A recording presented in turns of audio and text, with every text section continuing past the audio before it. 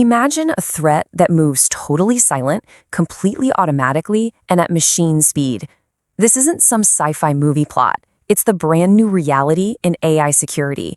Today, we're pulling back the curtain on the invisible hijack. So, picture this. A customer service team rolls out a new AI agent to handle their emails. And it's just crushing it, flying through the inbox. You see it processing email 847, 848, 849. But here's the thing. One of those emails, it had hidden instructions baked right into it.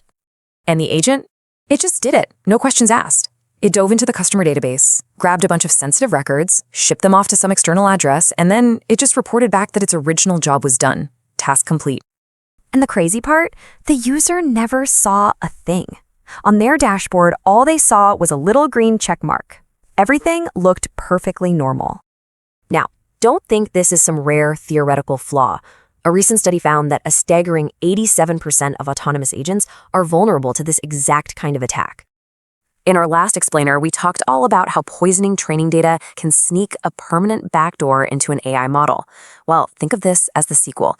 This is what happens when you take those models, turn them into autonomous agents, give them access to your tools, and basically hand that backdoor the keys to your entire kingdom. Okay, so let's break this down.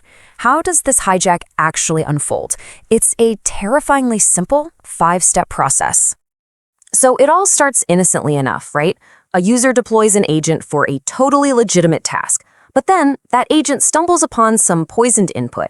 It could be a malicious email, maybe a compromised website, and instantly these hidden instructions silently take over and override the agent's original goal. Using the very tools it was given, it starts executing the attacker's commands. And the final, most chilling step? It reports back that the original task was a success, completely covering its tracks. So here's the absolute heart of the problem. The agent's entire purpose gets switched, right in the middle of a task, without asking for permission. And there's absolutely no signal to the user that anything has gone wrong. Now, let's look at the numbers behind this threat, because the data we have shows a nearly perfect attack and a nearly total failure of our defenses. Look at these numbers and you'll see a really frightening picture start to emerge. In controlled tests, these hijacks succeed 100% of the time.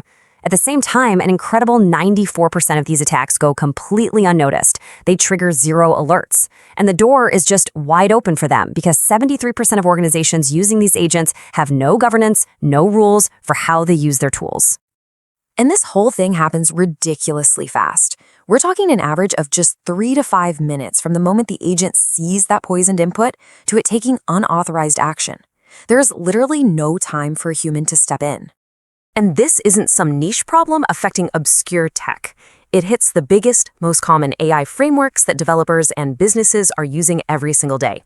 We're talking LangChain, AutoGPT, custom GPTs, Claude with tools, even GitHub Copilot.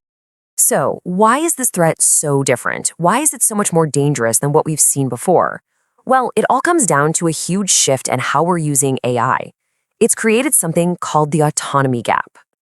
And this slide really says it all. The old threat was with static models, like chatbots. They respond to you. The attack surface was just the conversation. But the new threat? That's autonomous agents. They don't just respond, they execute for you.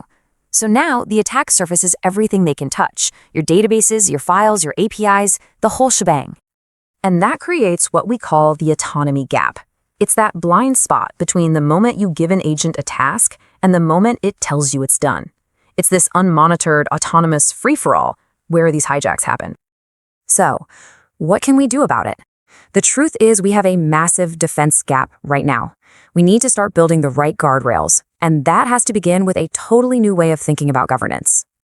A really solid framework has to cover 5 key areas. First, we need input isolation to put untrusted data in a sandbox so a poisoned email can't infect the whole system. We need tool use auditing to have a complete, unfakeable record of every single thing an agent does. We need goal drift detection to automatically see when an agent starts doing something weird, something different from its original task. Then authorization granularity, so an agent only gets the bare minimum permissions it needs for one specific job. And finally, you gotta have a plan for hijack recovery, because just knowing you've been attacked isn't enough. Think about it this way, and be honest. Do your agents have binary permissions? It's a simple question. It's either full access to a tool or no access at all. For most organizations, the answer is yes. And that all-or-nothing approach is a massive security failure just waiting to happen. As scary as a single hijacked agent is, this is really just the beginning. The next evolution of this threat doesn't involve just one agent, it involves many. You see, this threat didn't just appear out of thin air. It's been evolving. We've seen attacks happen at runtime, during model creation. Today we covered the hijacking that happens when you deploy these things. But the next stage is way more complex. We're moving from a single agent to the entire ecosystem with multi-agent swarms.